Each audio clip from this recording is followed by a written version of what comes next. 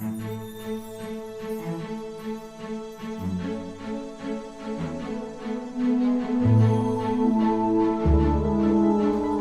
Ramirez, Barry Bonds, and Mark McGwire have something in common besides being champion baseball players. They got in trouble for using steroids. But why? Because champion athletes risk it all. They push the outside of the envelope to stay on top, and because they're role models, everything they do becomes popular. So today, steroid use is more popular. Several retired athletes are now preaching against them, but that's like trying to put the toothpaste back in the tube. After all, we've gotten used to our baseball stars hitting a career 762 homers. Without steroids, this might not be possible.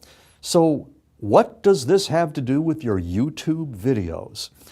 Hi, I'm Steve Washer with BrainyVideo.com.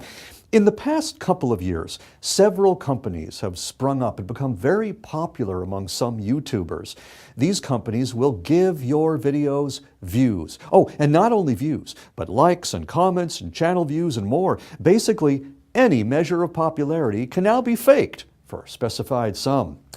But what does this mean for people who market their companies on YouTube? I mean, in a hyper-competitive environment like baseball or YouTube, your measure of popularity is like currency.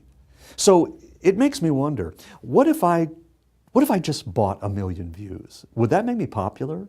I mean, lots of people tell me my videos are more valuable than their view count would suggest. Hey, what if I just made a budget for buying views every month until all my videos had 1 million views apiece? Would that make a difference? Well, let's think this through. I'm looking for people who are looking for help and advice on doing video marketing and production. If all those people saw that I was getting millions of views for my videos, wouldn't that make them want to do business with me? I imagine it wouldn't.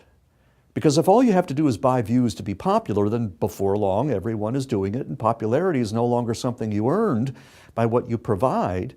Instead, it's a product that you buy. And now, because everyone knows that your popularity wasn't earned, their first exposure to you fills them with suspicion. And this is the opposite of why you would do video marketing. You do it to build trust, to take advantage of the multi-dimensional perspective that video can give to every human being. To tear down such a critical advantage by buying views is 1 step forward, 2 steps back. Look, I know it's tempting. I mean, who wouldn't want to have more views if it was that easy? But at the same time, I don't want to have to rebuild trust with every video I make.